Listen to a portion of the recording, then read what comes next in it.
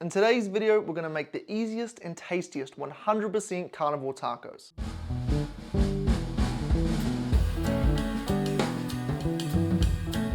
We're going to make a couple of steak tacos and a couple of ground beef and bacon tacos, so here's what we'll need. A steak of any kind, simply whatever you like best. A small amount of ground beef, roughly 100 to 200 grams, 4 slices of bacon, some butter to cook in, 50 grams of sour cream, and 200 grams of mozzarella cheese. Now, one thing you do want to be careful of when you're buying these foods is additives. In many foods such as sour cream, cheese, bacon, and even ground beef, there's often lots of additives. So when you are at the store, make sure you have a good check at the back of the packet to make sure that, the ingredients list is relatively clean. So the first thing I did was get all of the ingredients and lay them out nicely. This just makes everything way easier later, so you don't have to weigh and cut up ingredients whilst you've got stuff cooking. To start things out, we're going to cook the steak. Now, you can cook this in a pan if you like, but me personally, I love cooking my steaks in an air fryer. The air fryer I use actually has an inbuilt meat thermometer, as you can see here. All I have to do is plug it in one end and put the other end right through the middle of the steak. The steak I'm using today is called a sirloin steak, which I believe is called a New York strip in the US. But for this recipe, it really does not matter which type of steak you're using, simply use whatever one you like best. Now that that thermometer's in, all we're going to do is close up the air fryer, then this is where the magic happens. I'm going to press the on button, select steak, and then New York strip is going to pop up because I've already got it preset to that. But you can actually choose between many different types of steak. Then I'm going to choose how I want it cooked. Today, I'm going to go for medium rare. Click the start button, and just like that, the steak is done essentially. Once it pops up on the screen that it's all done, we're going to take the steak out. From here, the next step is to transfer it onto a board and cut it up. Luckily, due to that inbuilt thermometer, we know it's going to come out nice and perfect. Now to me that looks flawless, but again, this is personal preference. You can cook your steak however you like it. Because the steak's going in tacos, we're going to cut the steak up into thin strips. There is no right or wrong way to cut up the steak. Just remember that it is going inside tacos, so you don't want to make it too thick. Once I'd finished cutting up all the steak, I realized just how thick my steak was, so I decided I was going to cut them in half again. Here is what the final product of the steak looks like. Now we're going to preheat the pan, and we're going to cut the bacon up. Remember at the start how I told you guys to prepare your ingredients beforehand? Yeah, well I kind of forgot to cut up my own bacon, so we had to do it now. But anyway, not to worry, the bacon is now chopped up, and we're going to get to cooking the ground beef and bacon. When it comes to pans, I'm a big fan of stainless steel or cast iron. The problem with non-stick pans is they wear out quickly, and once that happens, you end up with bits of coating from the pan in your food, which contains chemicals that are harmful. The next thing we're going to do is get some butter on the pan, spread that around nicely, and then on goes the bacon.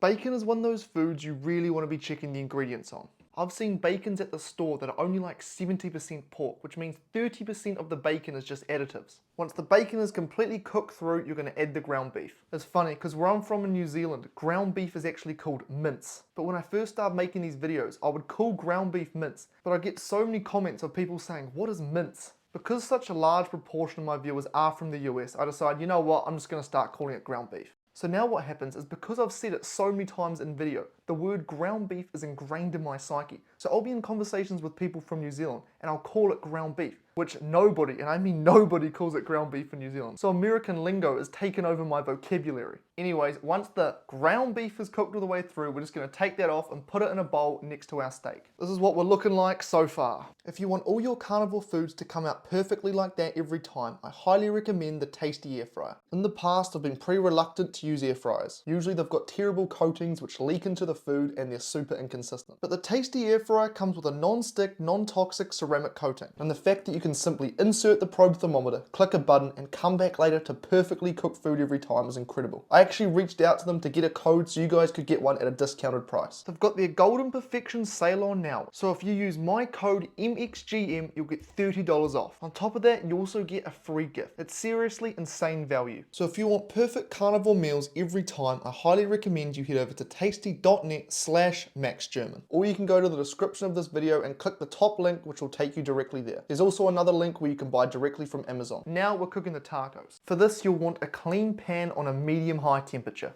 First step is to get a tiny bit of butter and spread it around. You only want the smallest amount you can possibly get. And there's a very important reason for this. Believe me, I may or may not have found this out the hard way. If you have too much butter, what happens is there's just too much fat and the cheese just spreads everywhere, and these taco shells do not come out nicely. Once that butter's nicely spread out, put the cheese down in a nice circle, making sure that there's no gaps. Well, no massive gaps. It doesn't really matter too much because it does all melt together, but if you have big gaps, then you're going to have holes in your taco shells, which certainly would not be ideal.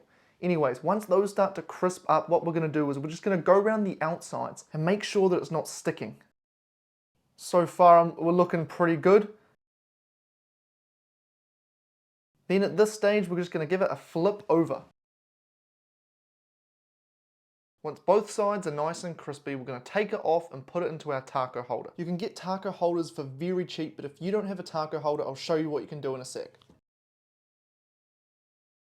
Now, if you don't have a taco holder, what I've seen people online do is actually set up utensils like this.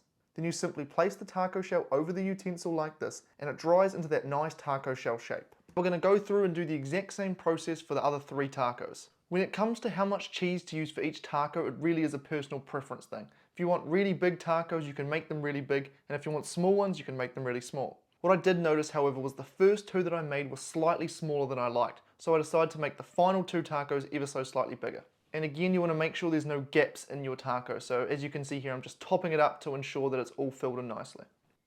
One other thing you definitely want to make sure you do is that when your taco is finished cooking, you get it in that taco holder or put it on that utensil as quick as possible. These things do dry in place relatively quickly. So if you don't shape it as soon as it's finished cooking, what can happen is you get stuck with just a flat piece of cheese and you don't get that nice taco shell shape. In between cooking each taco, you can add a tiny bit more butter in order to grease the pan. However, what I find is the melted cheese naturally leaves behind enough oil so that the next lot of cheese doesn't stick. And all I'm using is a regular stainless steel pan too. One thing that is very important is that you need to make sure you're using a cheese such as mozzarella or cheddar, some sort of cheese that has lower moisture and melts evenly.